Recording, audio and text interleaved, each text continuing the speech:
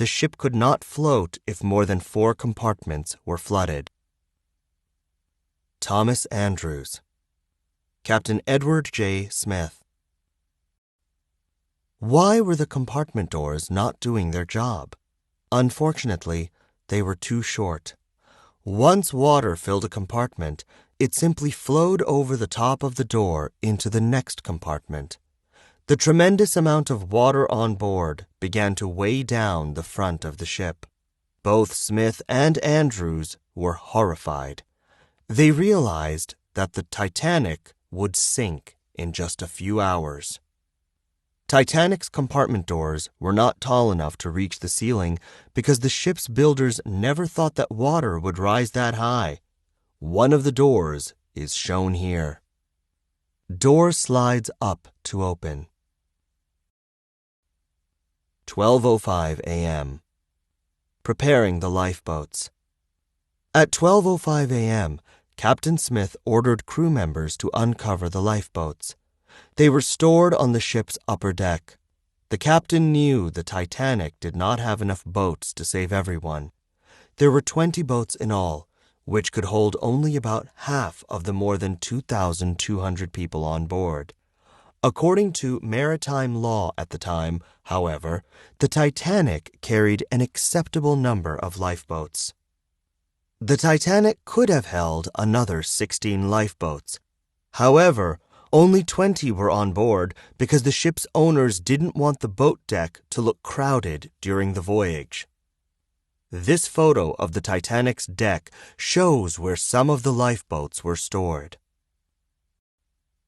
The crew began to prepare the lifeboats. The plan seemed simple. After passengers got in a boat, it would be lowered by ropes 60 feet, 18 meters, down the side of the ship to the ocean. However, not all crew members knew what to do. Some had never had a practice drill with the lifeboats. Some didn't know which boats they were supposed to manage. This illustration shows how lifeboats were lowered to the ocean by ropes. 12:15 a.m. Calls for help. At 12:15 a.m., Captain Smith ordered the Titanic's telegraph operators to start sending emergency messages to other ships in the area. The messages read, "CQD, we have struck an iceberg, sinking fast. Come to our assistance." 3 ships replied that they would come, but they were several hours away. An emergency message sent by the Titanic's telegraph operators. The closest ship in the area was the Californian. However, it never received Titanic's message. Its only telegraph operator had gone to bed about 20 minutes before the Titanic sent out its alarm.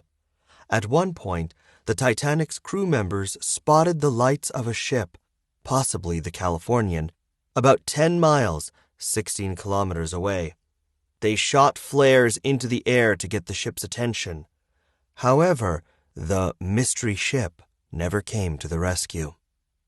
It's possible that the unknown ship in the distance didn't approach the Titanic because it may have been blocked by icebergs or assumed that the Titanic was shooting off flares in celebration of its maiden or first voyage.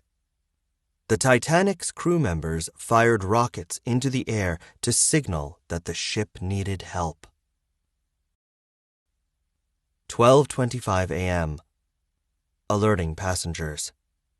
By 12:25 a.m., most passengers were still not aware of the danger they were in. Some children played on the boat deck, kicking small chunks of ice that had landed there during the collision.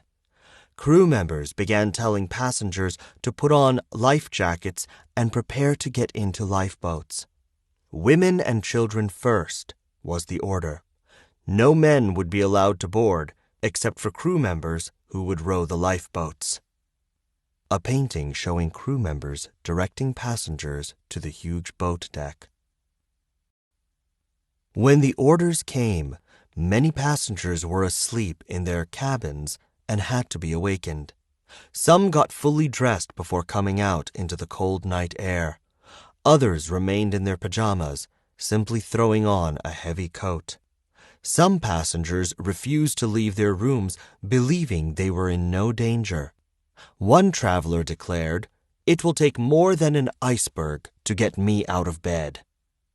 While passengers were told to put on life jackets, the ship's musicians began to play popular songs on deck to keep everyone calm. A scene from a 1958 movie about the Titanic called A Night to Remember that shows the ship's musicians. Titanic crew members wearing life jackets. 12:45 a.m. Filling lifeboats. At 12:45 a.m., workers lowered the first lifeboat into the ocean. Some people were reluctant to board the small boats. Many passengers thought the giant ship Titanic was a much safer place to be than the small wooden lifeboats. Only 27 people occupied the first boat, even though it could hold 65. Crewmen helped women get into the lifeboats. Some women insisted on staying on the ship with their husbands. The wealthy Ida Strauss refused to leave her husband, Isidore. He owned Macy's, the world's largest department store. Ida told him, "Where you go, I go. As we have lived, so will we die together." Isidore Strauss begged his wife to get into a lifeboat, but she refused. She gave her expensive fur coat to her maid, who boarded a lifeboat. "I won't need this anymore," Ida told her. Isidore and Ida Strauss. Macy's department store in New York City in 1910. 1:15 a.m. Sinking deeper.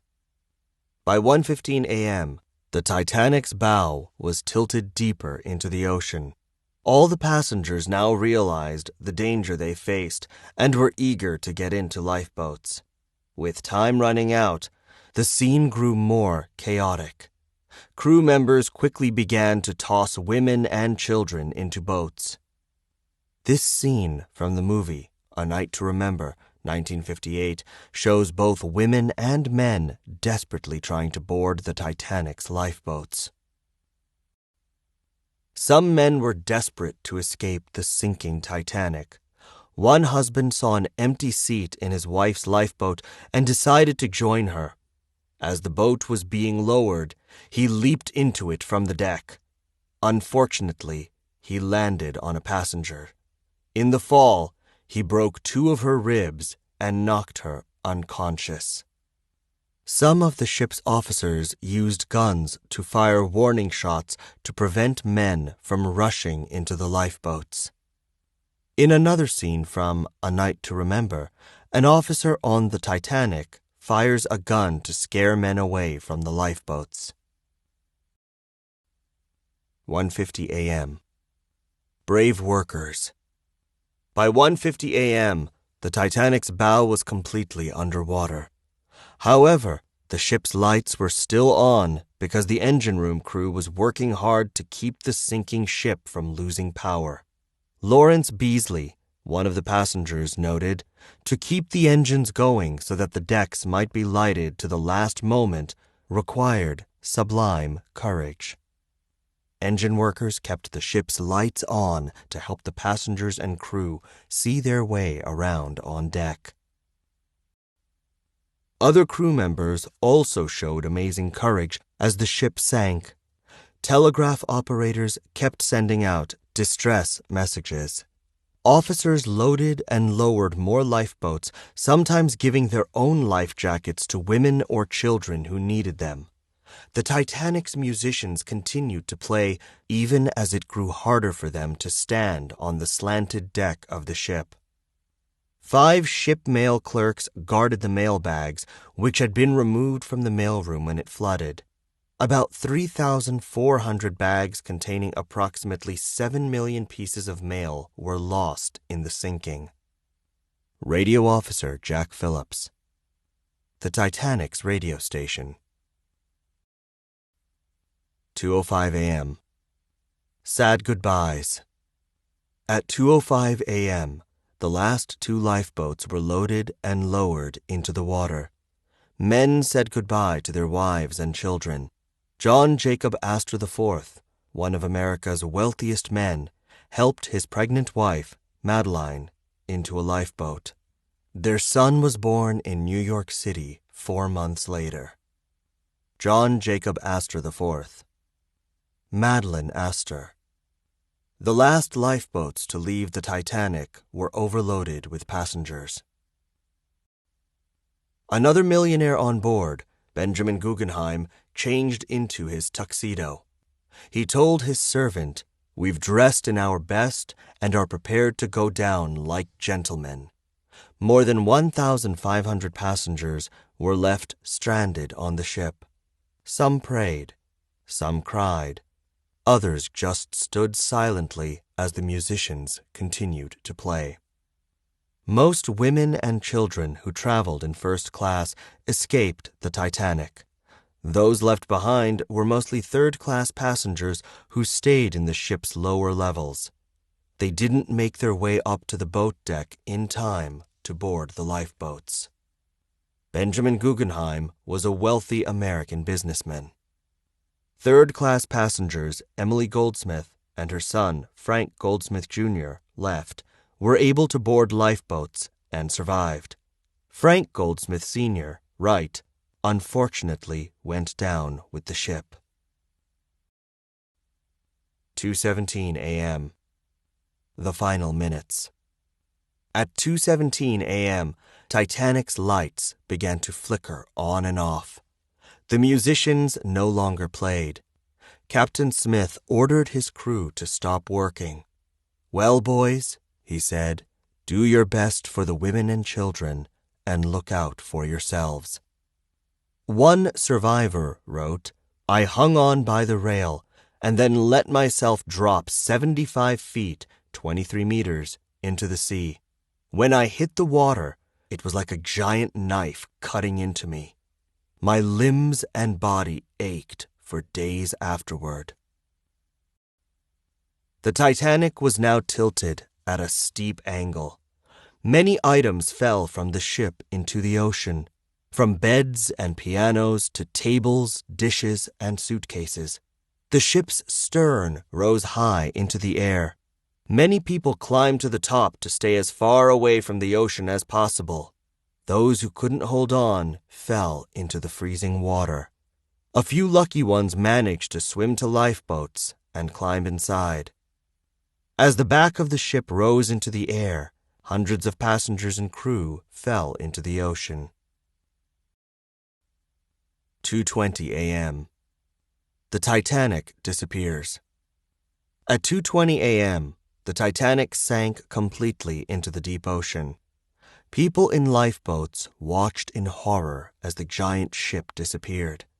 Ruth Becker, a survivor, recalled that after the ship sank, we heard the cries of hundreds of people struggling in the icy cold water, crying for help with a cry we knew could not be answered.